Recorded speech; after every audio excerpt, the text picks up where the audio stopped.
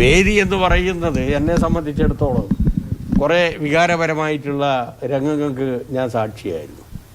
1973 ഞാൻ Thalassery Brennen college ചെയർമാനായിരിക്കുമ്പോൾ SFIയുടെ 3ാം സംസ്ഥാന സമ്മേളനത്തിൽ പങ്കെടുക്കാൻ അവിടെ പോയത്. അന്നാണ് ഞാൻ SFIയുടെ സംസ്ഥാന കമ്മിറ്റിയിലേക്ക് തിരഞ്ഞെടുക്കപ്പെടുന്നത്. 2ാം സംസ്ഥാന സമ്മേളനം ഒറ്റപ്പാലത്തായിരുന്നില്ല, കോട്ടയത്തായിരുന്നു. 1ാം സംസ്ഥാന സമ്മേളനം ഇവിടെ മോയാനു സ്കൂളായിരുന്നു.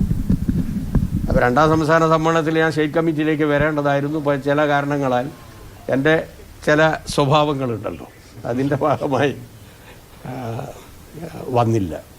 3ാമത്തേതിലാണ് ഞാൻ ചെയർമാനായിട്ട് ചേരുന്നത്. പിന്നെ ഞാനൊരു അനിവാര്യമായ ആളായി. അങ്ങനെയാണ് സ്റ്റേറ്റ് കമ്മിറ്റിയിൽ വരുന്നത്. അതൊരു വല്ലാത്ത സമ്മേളനമായിരുന്നു. സഖാവ് EMS തന്നെ പാർട്ടി മെമ്പർമാരെ വിളിച്ച് ചില കാര്യങ്ങൾ ബോധ്യപ്പെടുത്തേണ്ടതായി വന്നു. അത്രയും ഞാനിപ്പോൾ അതിനെപ്പറ്റി പറയുന്നു. പിന്നീടുള്ള വേദി എന്ന് പറയുന്നത് 1975 നമ്മുടെ 15ാം പാർട്ടി കോൺഗ്രസിൻ്റെ ഭാഗമായിട്ടുള്ളതാണ്. അന്നാണ് ലോകം അറിയുന്നത് പാർട്ടിക്കുള്ളിൽ തെരഞ്ഞെടുപ്പുണ്ട് എന്നുള്ളത്. അതിൽ ഞാനൊരു കക്ഷിയായിരുന്നു. ഒരു വോട്ടിനാണ് ഞാനന്ന് തോറ്റത്, കൊല്ലത്ത് വെച്ചിട്ട്. അതും അന്നത്തെ ഒരു വലിയ വാർത്തയായിരുന്നു.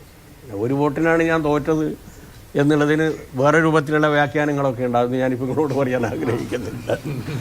പിന്നീടുള്ളൊരു പ്രശ്നം, ഞാൻ SFIയുടെ സംസ്ഥാന സെക്രട്ടറിയായി അന്ന് MP ആണ്. 82 അവിടെ പുനലൂരിൽ വെച്ച് ഒരു സംസ്ഥാന സമ്മേളനം ഉണ്ടായിരുന്നു. അന്നാണ് സഖാവ് സീതാറാം യെച്ചൂരി ആദ്യമായി SFIയുടെ സംസ്ഥാന സമ്മേളനത്തിൽ പങ്കെടുക്കാൻ അവിടെ വരുന്നത്.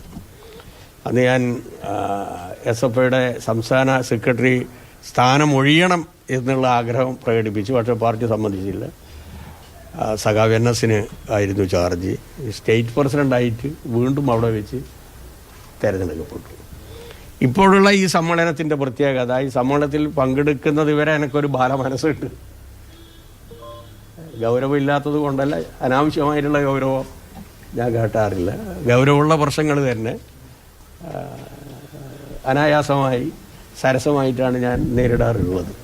അപ്പോൾ എപ്പോഴും ഒരു ബാലമനസ്സ്, ഒരു ബ്രണ്ണൻ കോളേജ് മനസ്സ് എനിക്കുണ്ട്. അതങ്ങ് പോയി ഒരു വൃദ്ധ മനസ്സായി മാറി എന്നുള്ളതാണ്. അല്ലല്ല പ്രായപരിധി പ്രശ്നം ഞാൻ 70 ആക്കണം എന്നുള്ള അഭിപ്രായം. കാരണം ഞാൻ നിങ്ങളോട് സമ്മേളനം തുടങ്ങുന്നതിനേക്കാളും മുമ്പേ പറഞ്ഞല്ലോ. കാരണം പുതിയ ചെറുപ്പക്കാർക്ക് അവസരങ്ങൾ നൽകാൻ ഒരു 70 വയസ്സാണ് നന്നാകുക.